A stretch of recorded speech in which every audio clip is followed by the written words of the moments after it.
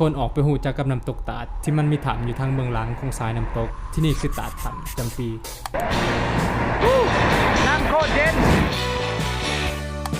ต้องเกินก่อนว่านี่เป็นน้ำตกที่บ่ได้ใหญ่และก็บ่ได้อลังการถึงขั้นที่น่าประทับใจอีหยังขนาดนั้นถ้าเทียบใส่กับน้ำตกอื่นๆในเขตภูเพียงบริเวณแต่ว่าสิ่งที่น้ำตกที่นี่มีให้คือแอ่งน้ำจากสายน้ำธรรมชาติขนาดใหญ่ที่เป็นบ่อนไว้ให้ลอยดินที่ดีที่สุดแห่งหนึ่งของเมืองปากซองเลยก็ว่าได้และทางเบื้องหลังของสายน้ำตกก็ยังมีถ้ำที่ขนาดบ่ได้ใหญ่หลายแต่ว่าเฮาสามารถเข้าไปชมวิวอีกมุมของน้ำตกจากทางเบื้องในได้เดี๋ยวเฮาย่างไปเบิ่งถ้ำที่อยู่เบื้องหลังของน้ำตกสายนี่กันถ่ายคือหูอย่างตัวอย่างลองยืนไม้เซลฟี่เข้าไปเบิ่งเนาะต้องต่อไปเหรอหัวเข่าและพัฒนาต่อ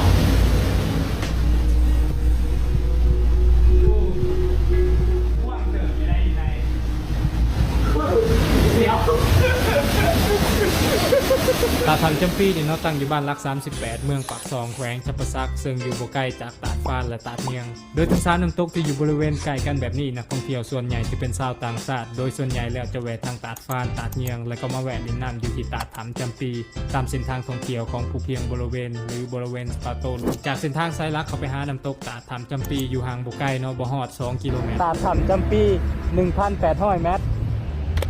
สภาพเส้นทางบ่ได้ว่าดีเลยแหละเป็นลักษณะทางดินแดงที่มีหินน้อยถมอยู่ทางเบื้องเทิงที่รถใหญ่สามารถเข้าไปได้จนถึงทางลงน้ำตกและก็ยังต่ออีกน้อยหนึ่งตามทางขันไดที่เป็นคอนกรีตที่เป็นเฮ็ดไว้ให้อยู่บอนนี่สิเป็นน้ำตกแล้ว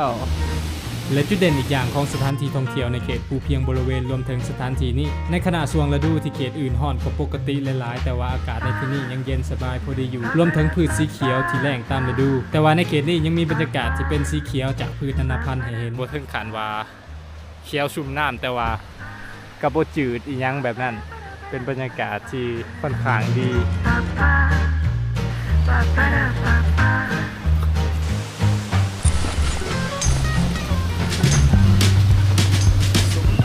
ด้วยรูปแบบของการใช้ชีวิตที่ต้องได้คิดและเดินทางอยู่ตลอดการที่มีเครื่องดื่มอย่างเบอร์ดี้โรบัสต้าที่มีรสชาติที่เค็มและกลิ่นหอมเป็นเอกลักษณ์จากเม็ดกาแฟขวบดที่มีส่วนเข้ามาเฮ็ดให้ตื่นและฟื้นพร้อมต้อนรับทุกรูปแบบของสถานการณ์ในแต่ละมื้อหลายๆเทื่อที่มีโอกาสได้ออกเดินทางการที่มีกาแฟสำเร็จรูปพร้อมดื่มบรรจุในภาชนะที่เป็นรูปแบบของกระป๋องขนาดน้อยพร้อมดื่มบ่ลำบากแก่การเดินทางเป็นอีกอย่างที่สะดวกหลายๆและที่สำคัญคือเข้าถึงได้ง่ายหาซื้อได้จากห้างสะดวกซื้อทั่วไปเบอร์ดี้โรบัสต้าเข้มถึงใจเริ่มต้นมือใหม่สู่ไปนำกัน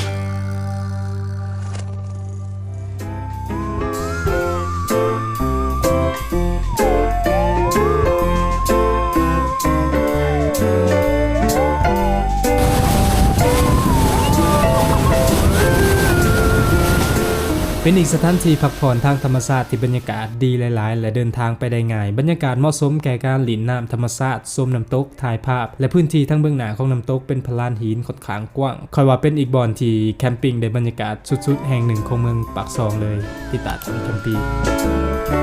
โอเคจบกันสำนีสำหรับตาดถ้ำจำปีฝาดกาแฟเบอร์ดี้โรบัสต้าที่เข้มเทิงใจพร้อมเริ่มต้นมือใหม่ของการเดินทาง